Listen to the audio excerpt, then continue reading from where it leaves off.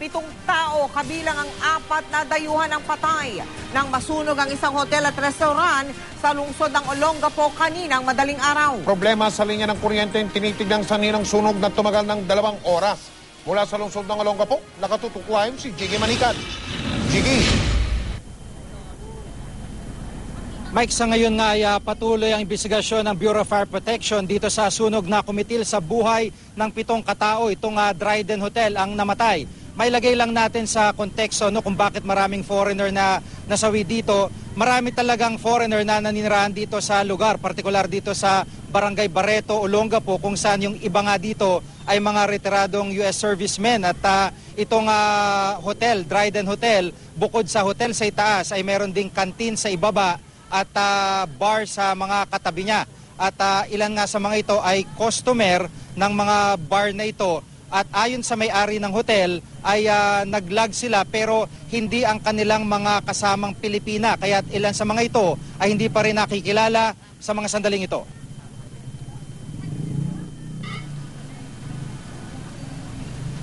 Sa kuha ng PNP Soco, lumalabas na nakapadlock ang fire exit ng Dryden Hotel nang maganap ang sunog. Kinailangan pang wasakin ng mga bumbero ang gate para makapasok sila at makapag-imbestiga. Sa loob, tumambad sa kanila ang labi ng 7 katao. 3 sa mga ito, mga Amerikano, 1 Koreano, base sa logbook ng hotel. 3 Pilipina rin ang kasama nilang namatay sa sunog.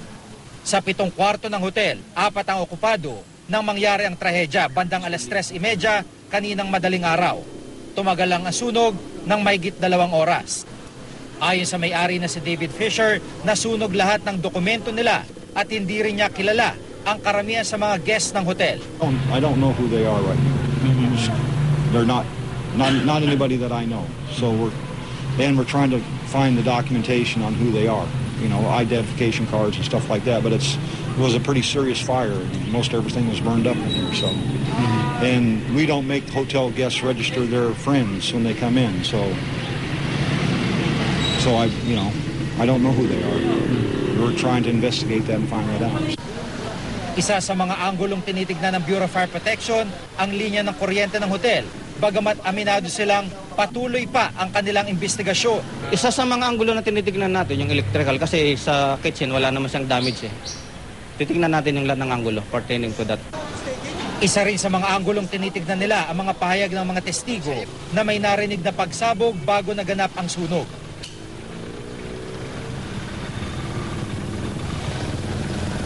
Mel, Mike, dahil nga sa inabot ng ilan sa mga biktima na beyond recognition ng makita ng PNP Soco ay DNA na lamang ang kukunin ng mga ito para ma-identify ng maayos. At sa ngayon nga ay nailabas na, kaninang bandang 1:00 ng hapon, nailabas na ang ikapitong labi ng biktima na nakita sa may cabinet ng hotel na ito. Mike? Jiggy, yung bang mga nasawi, makikilala pa o sunog na sila? Anong kalagayan ng kanilang mga katawan at mga bangkay, Jiggy? Mike, doon sa larawan na nakita natin na kinuha ng PNP Soco, 2 hanggang 3 mga labi ng mga biktima ay hindi na makikilala sa kasamaang palad dahil sa pagkasunog na kanilang inabot. Bagamat yung ibang mga biktima sa kabutihan kahit papano ay makikilala pa yung mga mukha nila dahil yung pagkamatay na inabot nila ayon na rin sa investigasyon ay suffocation o inis sa malakas na usok ng mga hallway. Pero yung 2 sa 3 biktima hindi na makikilala at yun nga DNA na lamang ang pagbabasehan ng mga otoridad. Mike? At sa mga sandaling ito, habang nagbabalita ka mula dyan sa Olongapo, Jiggy, kumpleto na ba ang bilang ng mga nasa loob ng hotel nung nasunog? O meron pang hinahanap sa puntong ito, Jiggy?